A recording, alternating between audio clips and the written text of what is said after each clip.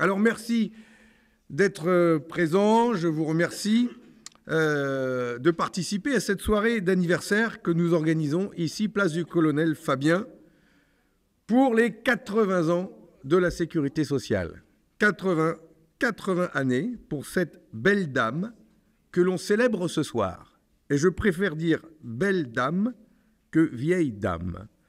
Parce que c'est une belle dame qui aujourd'hui symbolise cette sécurité sociale, une belle dame au grand cœur, toujours vaillante, toujours présente, et qui a toujours une grande place dans le cœur de nos concitoyens et de nos concitoyennes. Parce que la Sécu, elle a toujours cette belle image d'une grande dame qui rassure, qui soigne, qui protège, qui soulage, qui aide, qui accompagne chacune et chacun d'entre nous dans tous les âges de la vie. Une grande dame dont il nous appartient à tous en retour de prendre grand soin pour lui assurer de longues et belles années de vie encore. Parce que la sécurité sociale, au-delà de son budget spectaculaire, 660 milliards d'euros, de ses 150 000 agents, que je salue chaleureusement, au-delà de ses 60 millions de bénéficiaires, cette sécurité sociale, elle est à la fois, comme je l'ai dit, intimement liée à chacun d'entre nous, mais aussi et surtout l'expression de la solidarité nationale. C'est un pilier de la cohésion nationale de notre pays, de la République.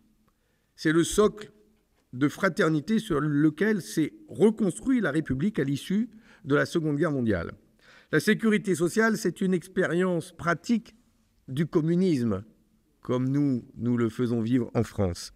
C'est une gigantesque entreprise de mise en commun, de partage, de protection et de solidarité mutuelle, dans laquelle, à une échelle encore jamais vue dans notre pays, les citoyens se sont mis d'accord pour partager le fruit de leur travail, d'accord pour vivre dans un monde solidaire et interdépendant où tous peuvent compter sur chacun, où chacun cotise en fonction de ses moyens, où chacun reçoit en fonction de ses besoins.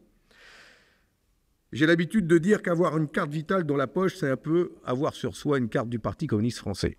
Je sais, ça fait grincer les dents quelques-uns, et bien sûr, en disant ça, j'exagère. J'exagère évidemment parce que la sécurité sociale, lorsqu'elle est mise en place, elle est d'abord le fruit d'un consensus politique très large. C'est la fille du programme du Conseil national de la résistance, écrit à de nombreuses mains et inscrit dans le programme des jours heureux. Et je cite le programme des jours heureux, j'ouvre les guillemets, un plan complet visant à assurer à tous les citoyens des moyens d'existence dans tous les cas où ils sont incapables de se le procurer par le travail, avec une gestion appartenant aux représentants désintéressés et de l'État.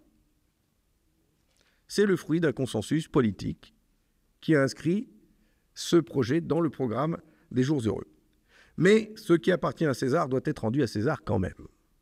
Et en cette période de célébration de ce 80e anniversaire, redisons-le partout et soyons-en fiers, c'est un ministre communiste, Ambroise Croizat, dirigeant de notre parti, secrétaire général de la Fédération CGT des métaux, qui, avec l'appui de centaines de milliers de syndiqués de la CGT, de centaines de milliers d'adhérents du Parti communiste français, de dizaines de députés, a su et a pu mettre en œuvre ce projet de société nouvelle qui concrétisait l'aspiration de notre peuple à un ordre social de paix, de fraternité, de progrès et de justice après les souffrances et les épreuves endurées sous l'occupation.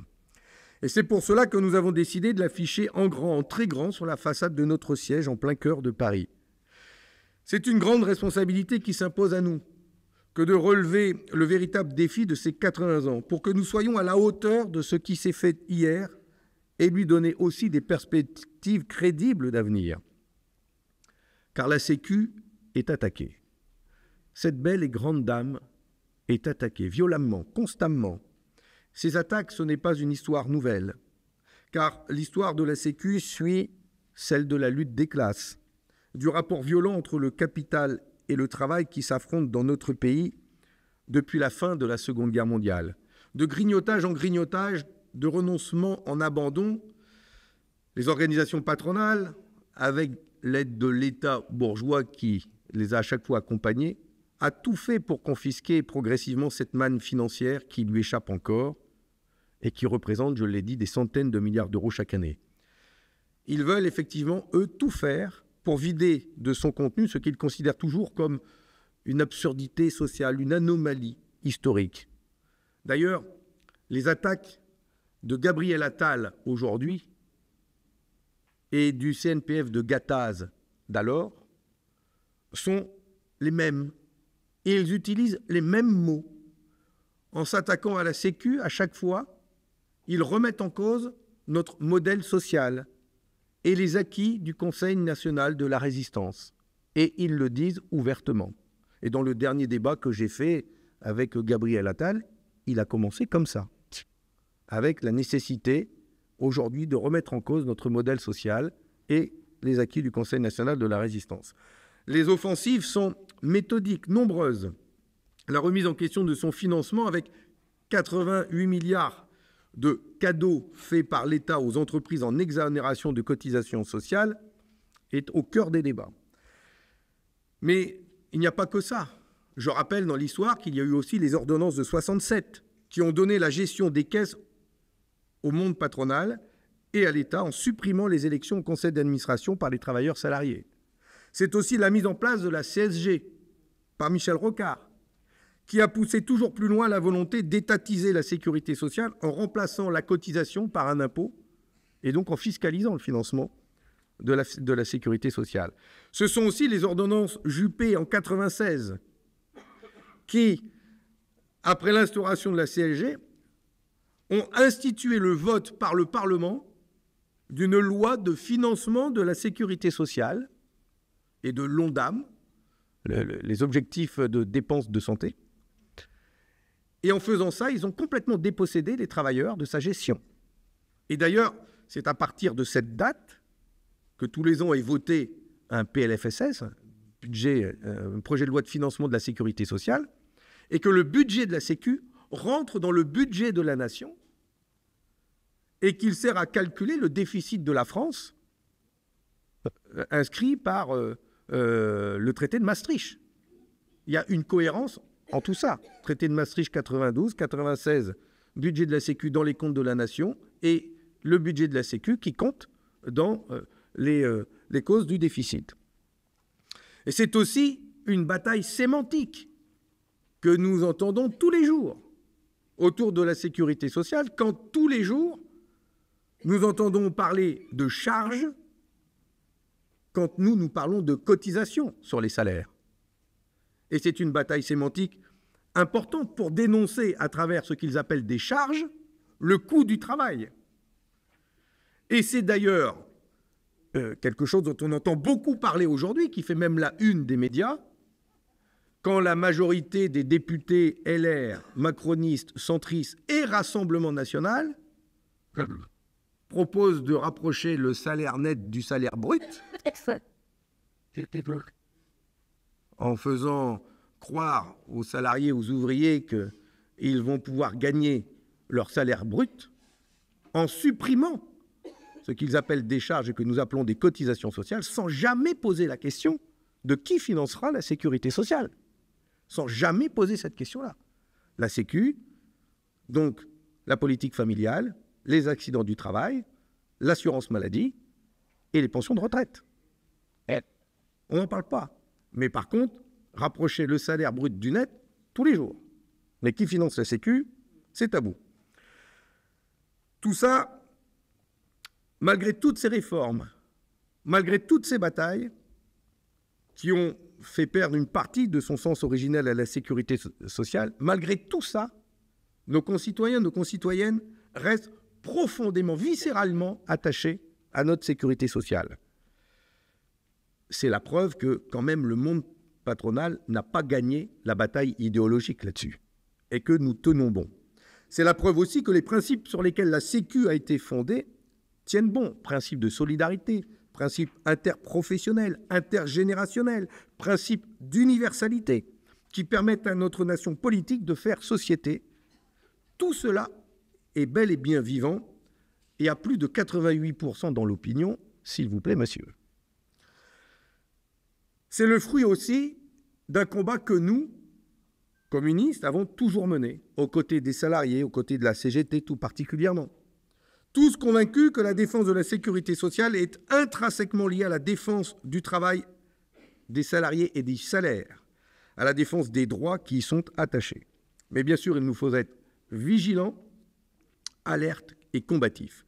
L'offensive, comme je viens de le dire, menée contre notre sécurité sociale est loin d'être terminée.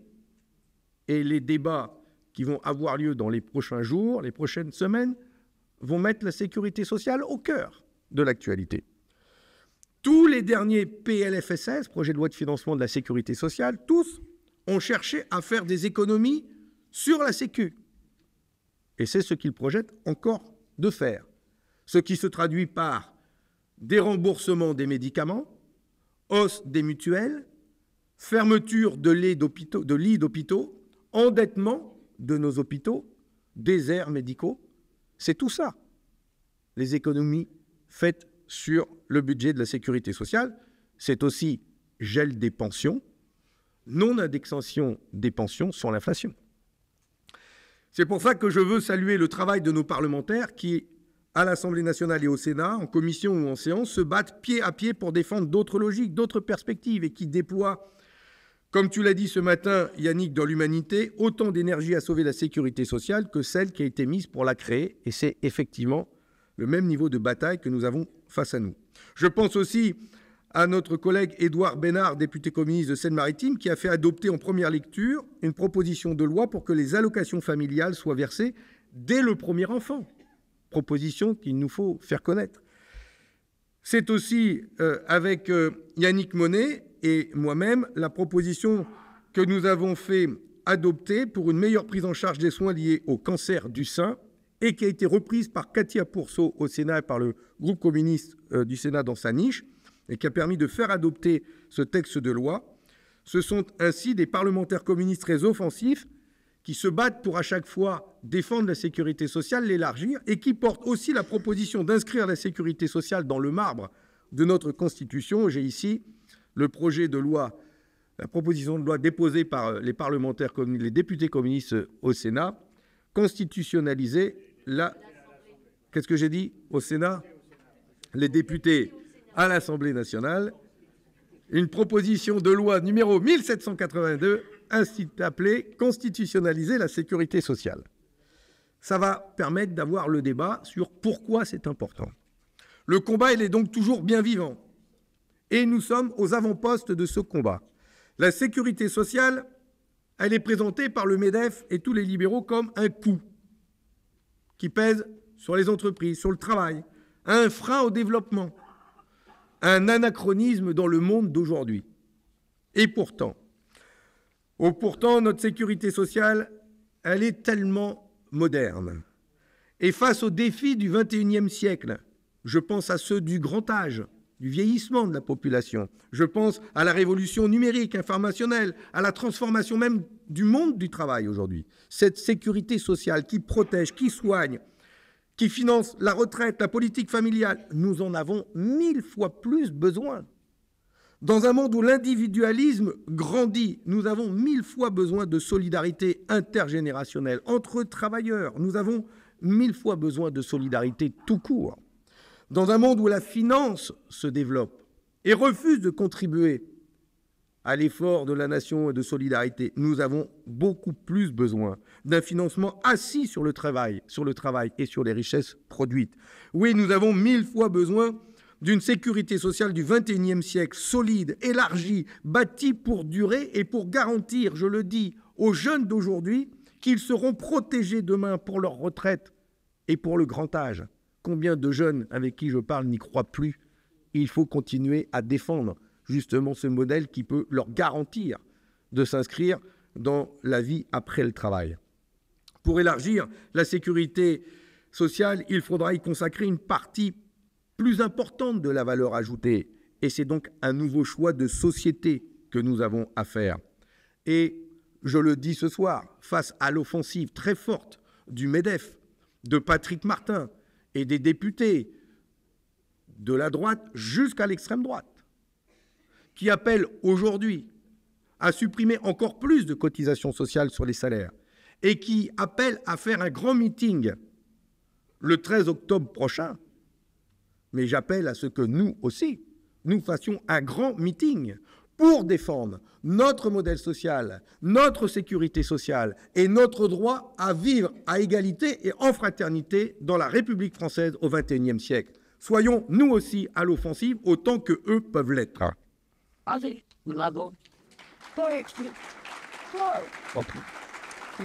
Et nous leur dirons qu'il est possible de mettre en place une contribution additionnelle sur les revenus financiers des entreprises qui permettrait de combler le déficit annoncé de la Sécu pour 2025.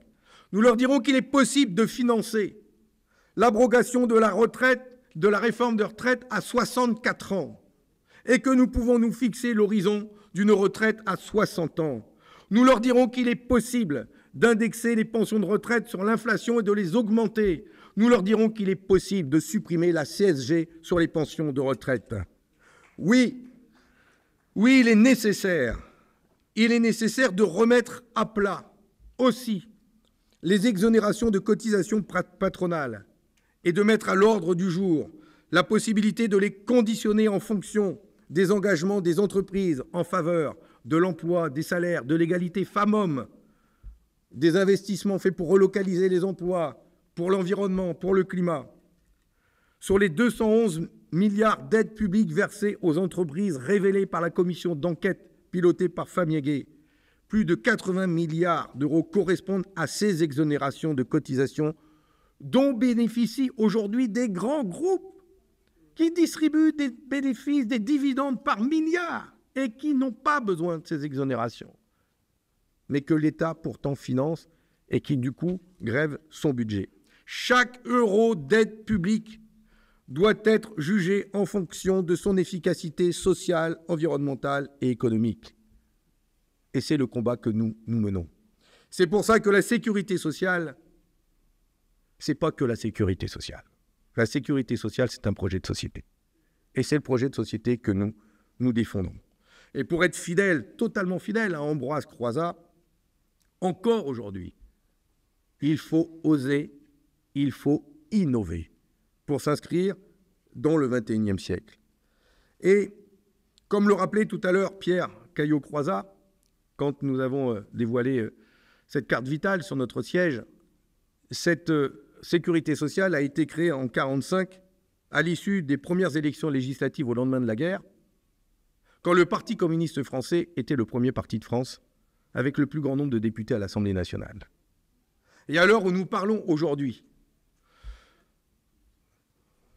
d'une éventuelle dissolution, eh bien, je demanderai tout simplement aux Français de regarder l'histoire et de lui dire, et je leur dirai tout simplement que quand le Parti communiste français est le premier parti de France avec le plus grand nombre de députés, qu'est-ce qu'il fait? Il fait la sécurité sociale. Et quand aujourd'hui, dans notre pays, le premier parti, qui se dit être le premier parti, est le Rassemblement national à l'Assemblée nationale, ce qu'il met à l'ordre du jour, c'est de détruire la sécurité sociale. Et c'est toute la différence qu'il y a entre eux et nous, c'est que nous, on est du côté du monde du travail et que eux ont toujours été contre.